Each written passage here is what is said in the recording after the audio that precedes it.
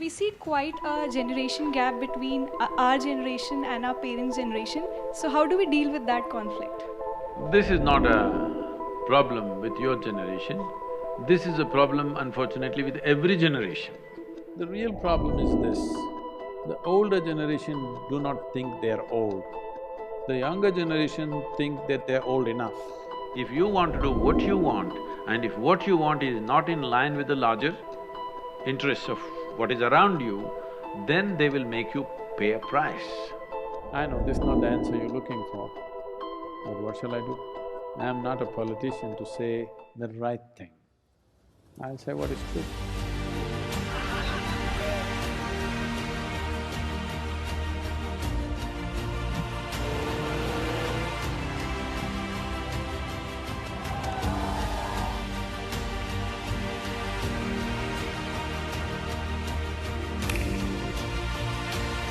ஆன்மீக உலகின் super star Sadhguru.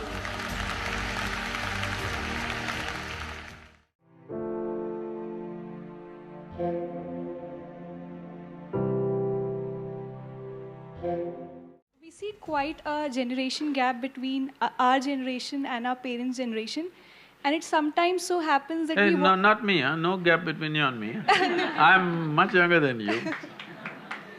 It sometimes so happens that we want something out of our life and they don't necessarily agree with it, and we end up in a conflict.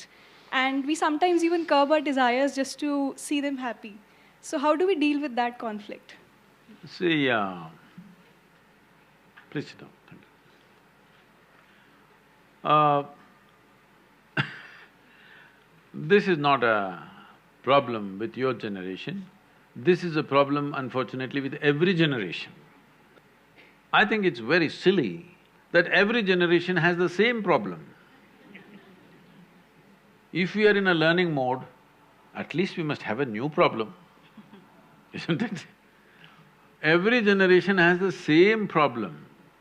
Though they were also youth just 25-30 years ago, somehow they suddenly act like they landed, just like as they are today. So, because your parents are not here, I can't talk to them, so we'll talk to you.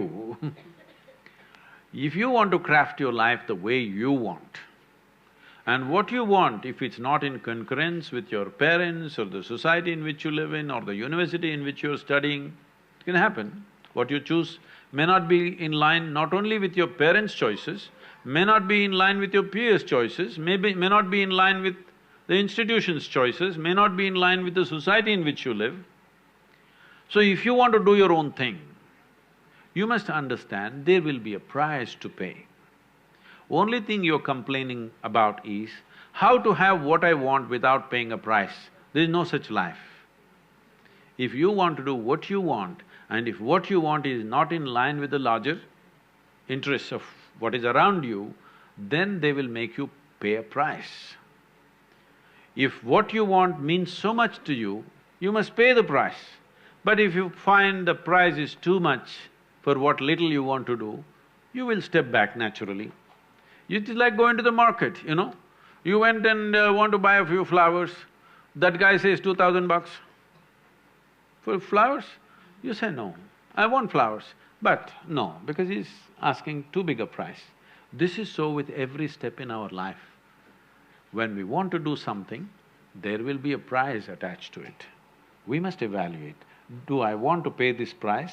What I want, does it mean so much to me that I'm willing to pay this price? Or I'm not willing to pay this price? This is individual. There is no standard treatment for everybody. This is individual. Some people want it so badly, they're willing to pay any price. For some people, it's a passing interest, so they will drop it and they'll go on. There's nothing wrong with both. Both are fine. They've always been at odds, not just today. The older generation and the younger generation. The real problem is this, the older generation do not think they're old. The younger generation think that they're old enough. That's the whole problem. The old don't want to believe they're old. Young don't want to believe they're young, they think they're old enough for everything. So, Somebody is occupying the space that you want to occupy. It's not just among human beings, especially among elephants.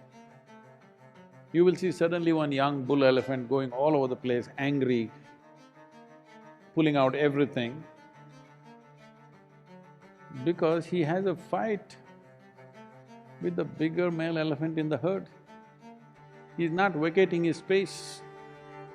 So this guy tries to fight, he cannot fight, he doesn't have the strength, so he freaks. Adolescence. So this is why this is why in this country we made what is called as Varnashrama Dharma.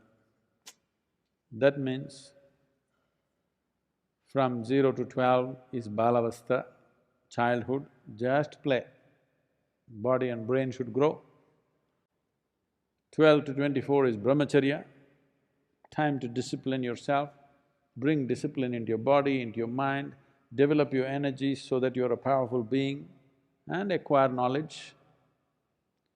24, you can choose if you want to, if you see through life as you are, you don't have to go through everything, you're able to see through, then you become a sannyasi at 24.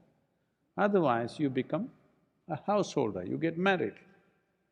So if you get married at 24, 2 cycles of the solar cycle and 24 years, that means you're 48. That means your children are somewhere between 18 to 22. They are like the young bulls. They want you to go, but they can't say it. Today, in the modern world, we send away the children. We don't go, we send them away somewhere else. These asylums are usually called universities or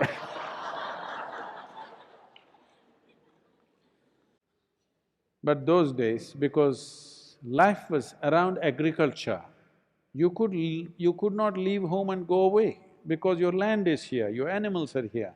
You can't go away somewhere and make a life. Somebody has to go out. So at 48, the old couple, 48 old couple, they took sannyas and they went different ways. Husband went into one institution, wife went into another one, working on their spiritual sadhana.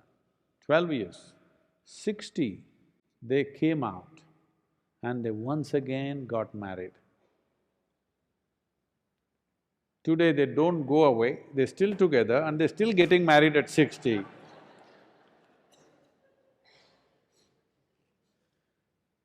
Now, you're supposed to go away for 12 years. First time when you're married, maybe compulsions of the body, emotion, something else took over. Now, all those things are over, you've done your spiritual sadhana for 12 years, now you come together in a completely different way and go into vanaprastha, that means go into the jungle, live the last part of your life. So there was space, I'm saying. When you wanted the parents to disappear, they disappeared. Now they're not going. They want you to go. If you have found your legs in the world, you want to go, even before they let you go. But if you've not found your legs, clash. For some reason, if you've not found your legs or wings, clashes, everyday clashes between parents and children. You must understand, because of emotions, they're believing their parents are children and children. But when it comes down to life, it's just a young bull and the big bull, clashing for space, clashing for dominance. Men do it one way, women do it another way, but the fundamental problem is same. You want your space, they're not vacating the space. Clashes will happen.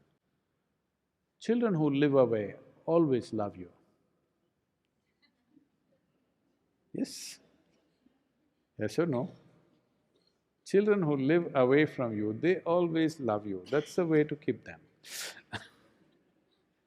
If they were with you, ooh, not because you're bad or they're bad, because you need one kind of space, they need another kind of space, both are in the same space, heat will happen. Unless you have children who grown very old when they're young. You understand? You successfully made them very old people when they're still young, such people will live very compatibly with old people. If you become sick, then they may become okay, because now the emotion of wanting to take care, those kind of things will come in. But if you are well and strong and they are well and strong, you must keep them away. Yes. So, this is not a new problem. I'm sure in the cave, I'm talking about the caveman. In the cave, the same problem existed between the young and the old, because old do not believe they have grown old, young believe they're old enough for everything. So there will be something going on. How do we handle this? How do we handle this is, the old should learn to keep on stepping back. The young will keep on occupying that space. Only thing is, the old should display a certain level of wisdom and experience where the young are little overawed by the old. If you don't do that, then the young will disdain and they'll get rough in so many ways. So this is one thing you have to earn as you get old.